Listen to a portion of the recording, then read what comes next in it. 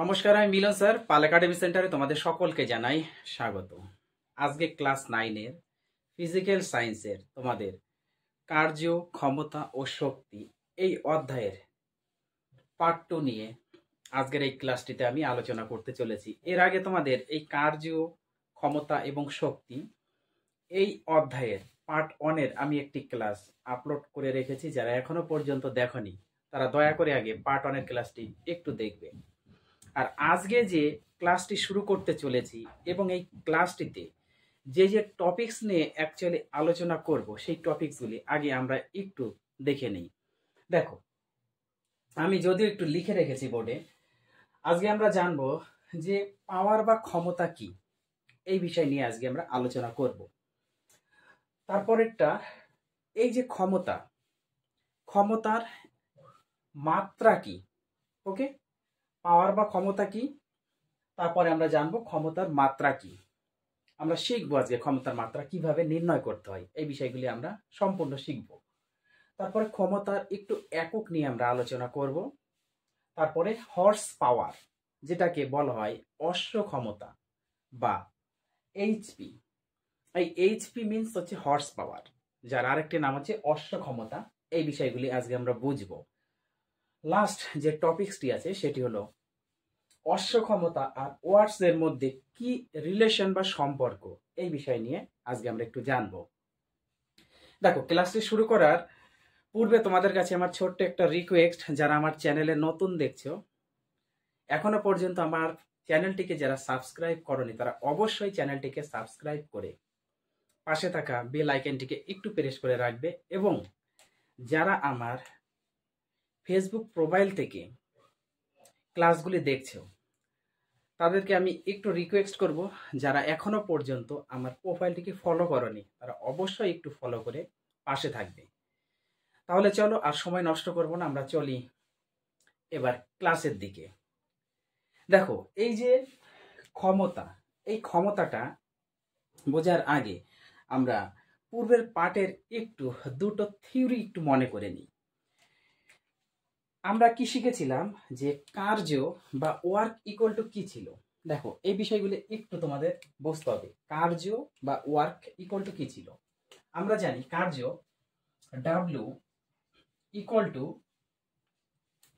প্রযুক্ত বল, মানে এফ ছিল, আর সরণের গুণফল, প্রযুক্ত বল ইন্টু সরণ, তাই না? এটা ছিল হচ্ছে আমাদের কার্যের সংজ্ঞা। তাছাড়াও আমরা আরেকটি পার্ট শিখেছিলাম যে ডাব্লিউ ইকুয়াল টু, দেখো ডাব্লিউ ইকুয়াল টু কি ছিল, প্রযুক্ত বল ইন্টু প্রযুক্ত বল, এফ মানে হচ্ছে প্রযুক্ত বল, ইন্টু সরণের যে উপাংশ ছিল, এই সরণের উপাংশের সাথে, তাই না, সরণের উপাংশের সাথে কস থিটার গুণফল দিয়ে আমরা একটা ইকুয়েশন তৈরি করেছিলাম। মনে পড়ে তোমাদের? W equal to F into S cos theta. কখন এই ফর্মুলাটা হয়েছিল? যখন কোনো একটা বস্তু কণা কার্যটা কিভাবে করবে, কোণ উৎপন্ন করে করবে, তাই তো? যখন অ্যাঙ্গেল বা কোণ উৎপন্ন করে তখন আমরা W equal to F into S cos theta এটা পাই। এই দুটো ইকুয়েশন আমরা একটু শিখেছি, তাই না? এই দুটো ইকুয়েশন আমরা শিখেছি, খুবই ইম্পর্টেন্ট। আজকে আমরা একটু শিখব এই যে পাওয়ার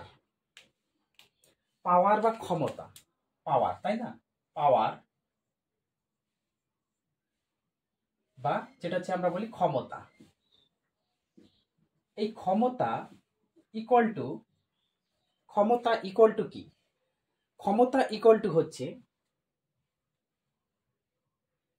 উৎপন্ন কাজ,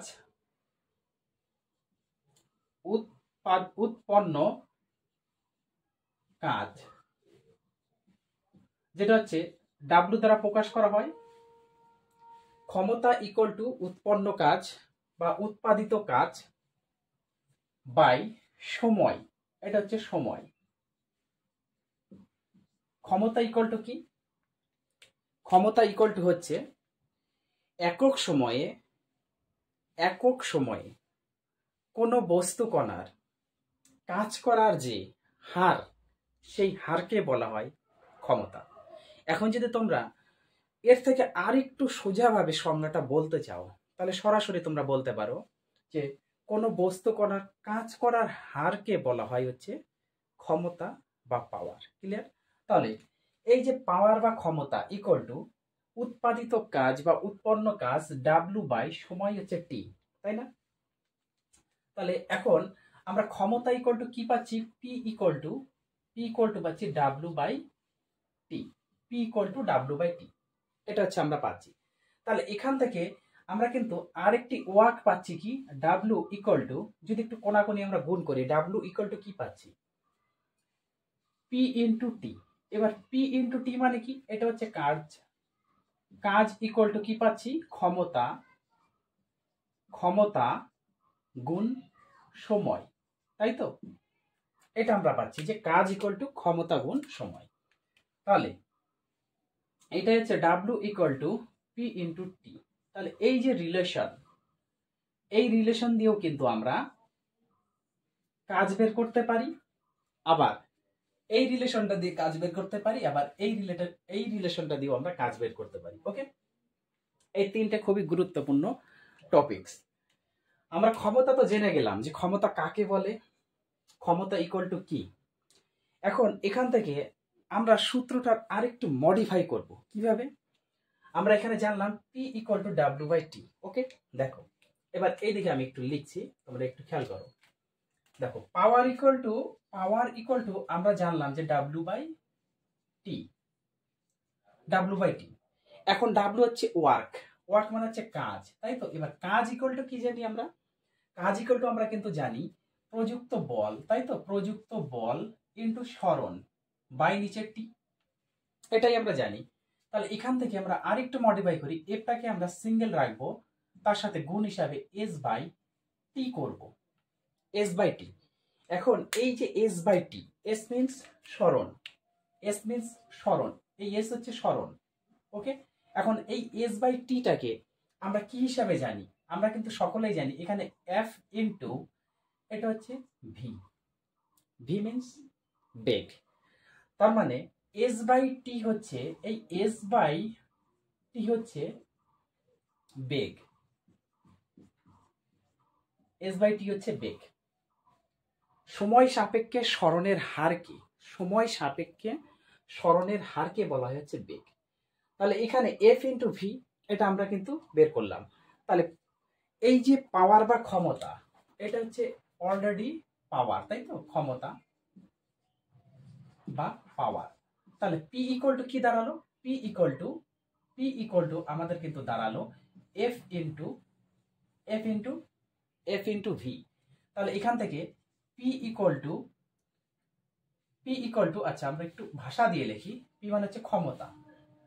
এবার ক্ষমতা ইকুয়াল টু আমরা লিখতে পারি ক্ষমতা ইকুয়াল টু বল গুণ বেগ, তাই না? বল মানে হচ্ছে প্রযুক্ত বল ইন্টু ভি মানে হচ্ছে বেগ। বোঝা গেল? তাহলে এই আর একটা ইকুয়েশন কিন্তু আমরা এখান থেকে পেলাম। এই ইকুয়েশন হচ্ছে সেম ইকুয়েশন। ওকে, ক্লিয়ার? আশা করি এখান থেকে তোমাদের ক্ষমতার যে টপিকসটি, সেই টপিকস নিয়ে কোনো সমস্যা নেই। তাহলে আমরা ক্ষমতা জানলাম। এইবার আমরা আসি 2 নম্বরে, যেটা হচ্ছে ক্ষমতা। এটা হচ্ছে আমাদের ক্লিয়ার হয়ে গেল। এবার ক্ষমতার মাত্রা নিয়ে একটু আমরা আলোচনা করি। ওকে, ক্ষমতার মাত্রা। আমরা ক্ষমতা ইকুয়াল টু যেহেতু জানি, ক্ষমতা ইকুয়াল টু কি? ক্ষমতা equal to W by T. Okay, main equation তো এটাই আমাদের, ডাব্লিউ বাই টি। কাজ বাই সময় হচ্ছে ক্ষমতা। এখন কাজ বাই সময়টাকে যদি আমরা একটু এইভাবে লিখি, দেখো কাজ বাই সময়, তাই তো? P equal to W by T. এখন ডাব্লিউ মানে কি হচ্ছে? ডাব্লিউ মানে হচ্ছে আমরা এটা জানি এফ ইন্টু এস বাই টি, এই যে F into S, W into F into S, প্রযুক্ত বল ইন্টু সরণ। এখন এই জিনিসটাকে আমরা কি লিখতে পারি? এইভাবে লিখতে পারি। এফ মানে হচ্ছে বল। এবার বল মানে কি? বল কখন হয়? বল যখনই কখন হবে বল সমান আমরা কি জানি? বল ইকুয়াল টু ভর ইন্টু ত্বরণ। তাহলে ভর হচ্ছে এম আর ত্বরণ হচ্ছে এফ, জানি না আমরা। তাহলে এখানে এফ এর জায়গাতে আমরা কিন্তু এটা বসাতে পারি, প্রযুক্ত বল ইকুয়াল টু কি ভর ইন্টু ত্বরণ। তার মানে এম ইন্টু এফ, আর তার সাথে একটা এস তো আছেই আমাদের সরণ, বাই টি। ক্লিয়ার? এতটুকু এতটুকু যদি ক্লিয়ার হয়ে থাকে তাহলে এইবার তোমরা মাত্রাটা নির্ণয় করতে পারবে। কিভাবে মাত্রা নির্ণয় হবে? আমরা জানি এম মানে হচ্ছে ভর, এই যে লিখে রেখেছি ভর, ভরের মাত্রা কি ক্যাপিটাল এম, ইন্টু ত্বরণ। ত্বরণের মাত্রা যদি তোমরা সরাসরি লিখে দাও তবুও হবে, কিংবা ত্বরণটা যদি আবার তোমরা ঘুরিয়ে লিখতে চাও, ত্বরণ ইকুয়াল টু কি বেগ বৃদ্ধি বাই সময়, বেগ বৃদ্ধি বাই সময়। ওকে, তাহলে এফ ইকুয়াল টু বেগ বৃদ্ধি বাই সময়।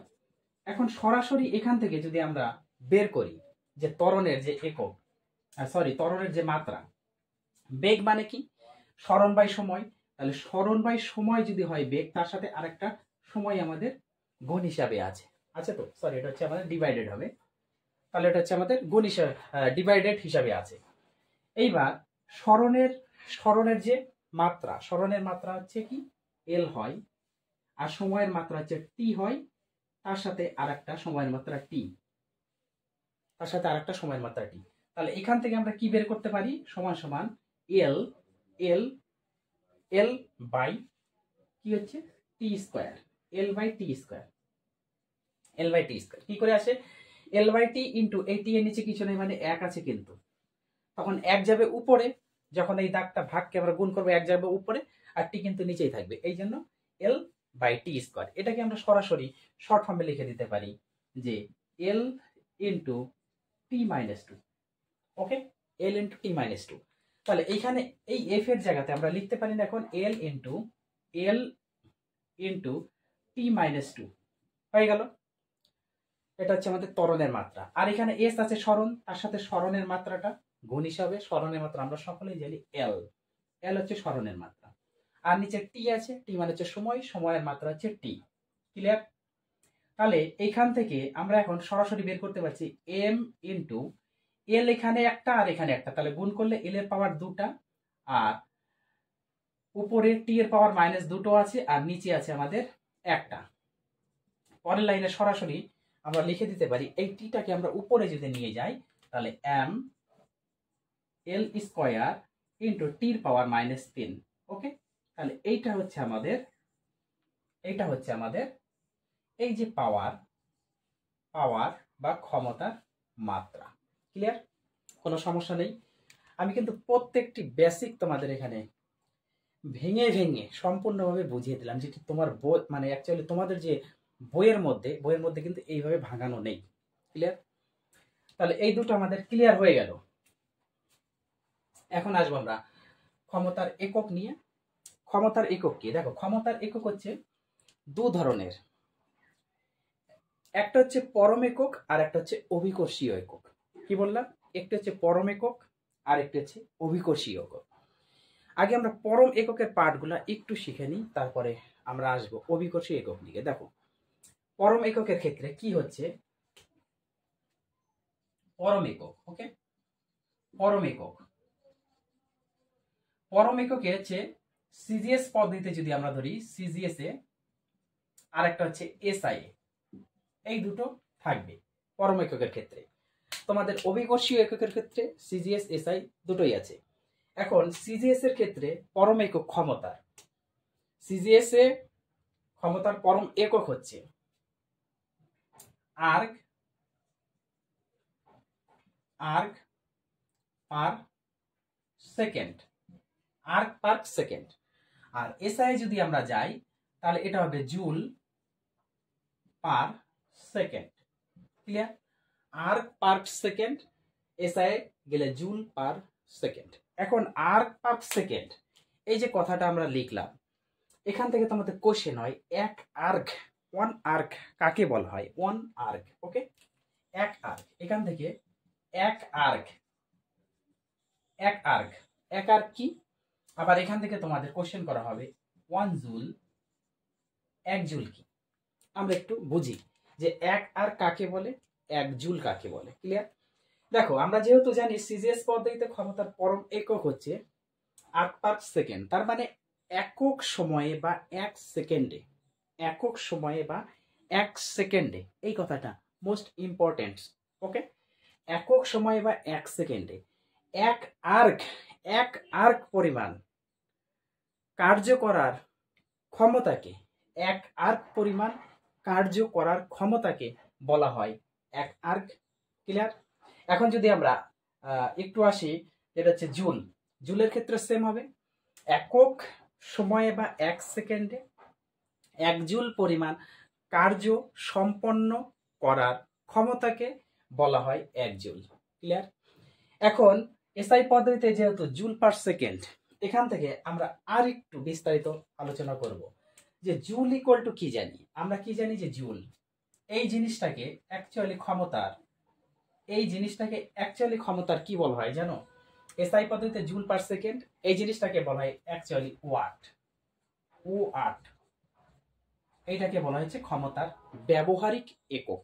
ক্লিয়ার? এই কোশ্চেনটি অনেকবার এক্সামে এসেছে, অনেকবার, যে ক্ষমতার ব্যবহারিক একক কি? ক্ষমতার ব্যবহারিক একক হচ্ছে ওয়াট, এবং watt equal to, watt equal to, watt equal to হচ্ছে joule per second. Joule per second, এই জুল পার সেকেন্ডটাকে হচ্ছে ওয়াট হিসেবে ধরা হয়, কিংবা ক্ষমতার পরম একক এসআই পদ্ধতিতেই হচ্ছে ওয়াট। বোঝা গেল? এখন আমরা যেহেতু জানি যে এক joule, one joule, one joule equal to 10 to the power 7 erg. Part অনেক ক্লাসটা যদি তোমরা দেখে থাকো তাহলে সেখানে আমি আলোচনা করেছি যে এক joule equal to 10 to the power 7 erg. তাহলে এখানে আমরা এক জুলের জায়গায় এখন কি লিখতে পারি? সরাসরি এক জুলের জায়গায় তাহলে আমরা সরাসরি লিখতে পারি না, ওয়াট যেহেতু joule per second, joule per second, তার মানে ওয়াট ইকুয়াল টু আমরা লিখতে পারি যে 1 ওয়াট,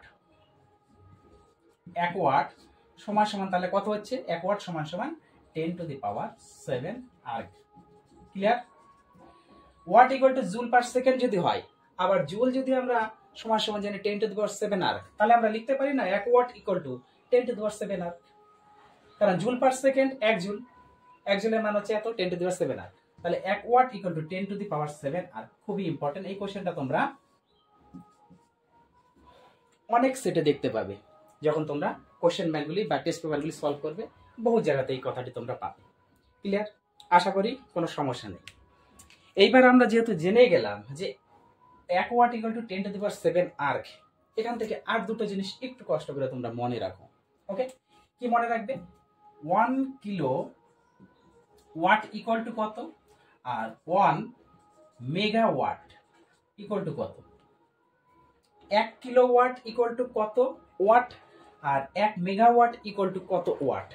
1 কিলোওয়াট মানে কত? 1000। এবার 1000কে আমরা লিখতে পারি না 10 to the power 3 watt, 10 to the power 3 watt. 1 kilowatt equal to 10 to the power 3 watt. Okay, এই একটা কোশ্চেন মনে রাখতে হবে তোমাদের।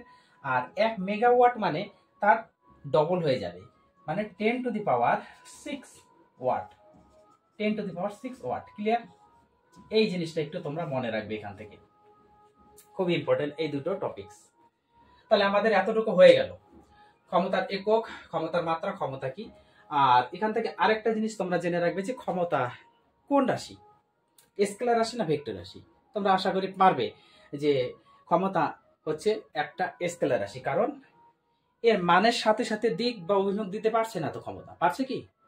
মানের সাথে সাথে দিক বা অভিমুখ দিতে পারছে না, মানে এটি একটি স্কেলার রাশি। সো ক্ষমতার শুধু মান আছে, দিক বা অভিমুখ নেই, এই জন্য ক্ষমতা একটি স্কেলার রাশি।